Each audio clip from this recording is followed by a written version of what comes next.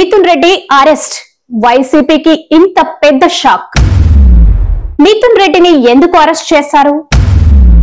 Charge sheet లో ఏముంది? Mithun Reddy arrest అయిన తర్వాత రాజకీయంగా ఏం మారబోతుంది? ఇంకెవరు అరెస్ట్ అయ్యే అవకాశం ఉందా? రాష్ట్ర రాజకీయాల్లో పెద్దిరెడ్డి మిథున్ రెడ్డి అరెస్ట్ బాంబులా పేలింది. లిక్కర్ స్కామ్ కేసులో సిట్ సుదీర్ఘ విచారణ తర్వాత తీసుకున్న ఈ అరెస్ట్ అధికార పార్టీకి పెద్ద షాక్ ఇచ్చింది. ఇంతవరకు జరిగిన రాజకీయ డ్రామా ఇప్పుడు ఎక్కడికి దారి తీస్తుందో ఈ వీడియోలో పూర్తి విశ్లేషణ. ఈ రోజు మధ్యాహ్నం మిథున్ రెడ్డి సిట్ అధికారులు అరెస్ట్ చేశారు. ఈ అరెస్ట్ మీద రోజంతా ఊహాగానాలు, భయాలు, సోషల్ మీడియాలో తేడా వాదనలు ఊపందుకున్నాయి. చివరికి అతన్ని అరెస్ట్ చేసి అధికారికంగా ప్రకటించింది. సిట్ ఎందుకు అరెస్ట్ చేసింది? మిథున్ రెడ్డి పాత్రపై ప్రాథమిక ఆధారాలు లభించాయి. విచారణలో పూర్తిగా సహకరించకపోవడం, 1-2 ప్రశ్నలకు నాకు తెలియదు, నాకు సంబంధం లేదు అన్నంత మాత్రాన సిట్ అధికారులు ఆగ్రహించారు. వెంటనే అరెస్ట్ చేశారు. ఇప్పటి వరకు ఎవరెవరు అరెస్ట్ అయ్యారు? ఇప్పటి వరకు 12 మంది అరెస్ట్ అయ్యారు. ధనుంజయ రెడ్డి, ఐఏఎస్ ఆఫీసర్ కృష్ణమోహన్ రెడ్డి, జగన్మోహన్ రెడ్డి దగ్గర పనిచేసిన ఓఎస్డీలు సహా మరెందరో కీలకులు జైల్లో ఉన్నారు. ఈ జాబితాలో తాజాగా జతైన పేరు మిథున్ రెడ్డి. ఛార్జ్ షీట్ లో ఏముంది?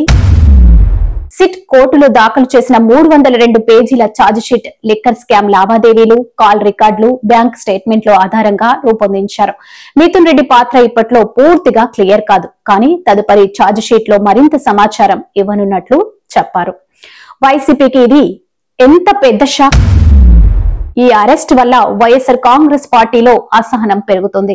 బీజేపీ గ్రీన్ సిగ్నల్ లేకుండా అరెస్ట్ జరగదని అనుకున్న నాయకులు ఇప్పుడు షాక్ లో ఉన్నారు. ఇంకెవరు అరెస్ట్ అయ్యే అవకాశం ఉందా? AFI గా ఉన్న విజయసాయిరెడ్డి పేరు వినిపిస్తుంది. సజ్జల శ్రీధర్ రెడ్డి, చెవిరెడ్డి భాస్కర్ రెడ్డి, ఇంకా పలువురి పేర్లు ఛార్జ్ షీట్ లో ఉన్నాయి.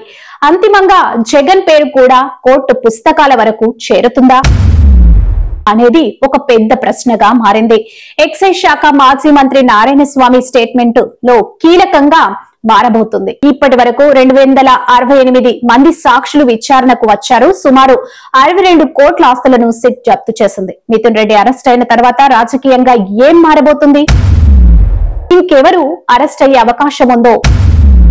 వైసీపీకి ఇది సమయం తలపెట్టుకునే అవకాశం లేదా శాశ్వత రాజకీయ ప్రమాదం? ఈ అంశాలపై మరిన్ని విశ్లేషణలో మళ్ళీ కలుద్దాం. మీ GAR ఫోకస్ ఛానల్ వీడియో నచ్చితే లైక్ చేయండి, షేర్ చేయండి, సబ్స్క్రైబ్ చేయండి.